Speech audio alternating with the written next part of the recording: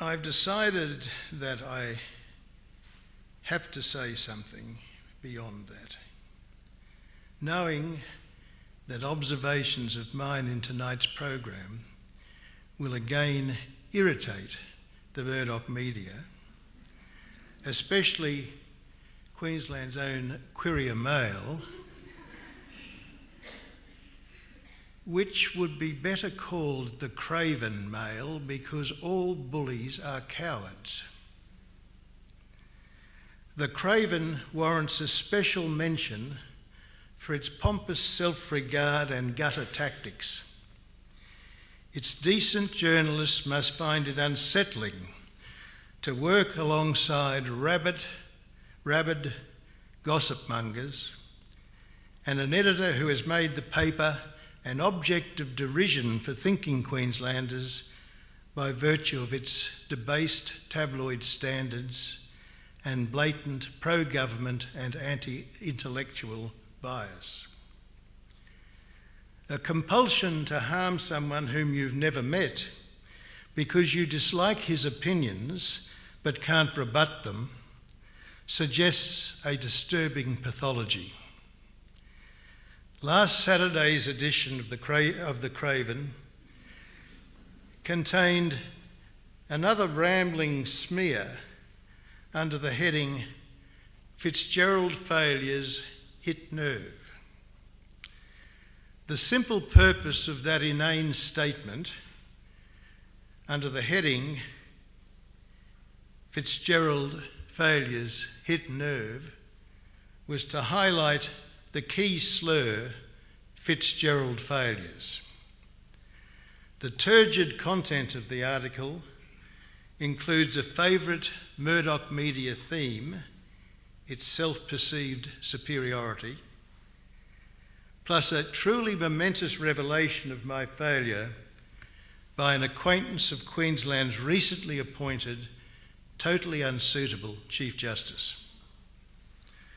According to the Craven, its source, a retired journalist, conveniently told it that he and another retired journalist disagree with some of my decisions during the corruption inquiry.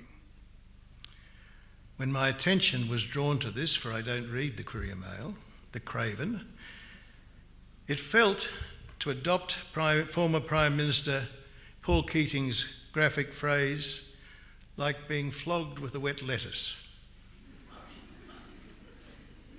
Since the inquiry concluded 25 years ago, it seems that the Craven's informant thinks and acts quite slowly. The compelling reasoning which underpins his lethargic opinion can be discerned in his tragic lament. "I gave Fitzgerald transcripts of phone taps on who ran what in organised crime in this country. He didn't pursue it. He never even looked at it, as far as I know." Precious. That and other similar self-focused drivel provided the Craven's malicious hypocrites with a spurious foundation for their latest spiteful ambush. The hatred and lies of those whose criminality, misconduct and incompetence I exposed, their fellow travellers and lackeys, and miscellaneous far-right lunatics and conspiracy theorists, have continued since the corruption inquiry. It diminished to some extent after 1998, when I retired as President of the Queensland Court of Appeal and left the state for a period. But it has built up again following my public opposition to the current government's attempt to reverse the post-inquiry reforms and return the state to its previous dark era. I'd prefer to disregard the abuse, but I don't want my silence to encourage bullies like the Craven or discourage others, especially young people, from speaking out against powerful vested interests.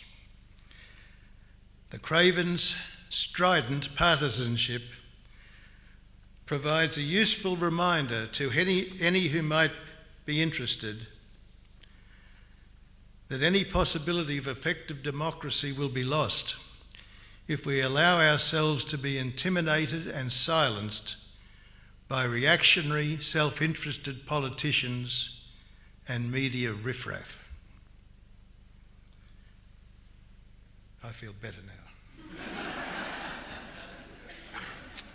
More immediately, it's my privilege and pleasure to invite Professor Bailey, who's come to us from the state capital of the state of New York, Albany, to share his knowledge with us.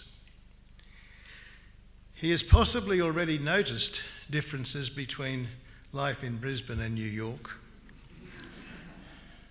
Here, our self-proclaimed experts, the Premier and the Attorney General, who believe that they and their police union allies know all there is to know about crime and criminal justice, tell the people that common sense and the real world knowledge that they've gained, presumably by osmosis, at schools of hard knocks, are far superior to education and evidence-based knowledge. Perhaps they think that the School of Criminology and Criminal Justice is an ivory tower for an overeducated elite. My contrary, irritating opinion is that even our local know-alls could improve their prospects of developing workable responses to bikies and other organised criminal gangs by listening to renowned experts in policing and crime prevention.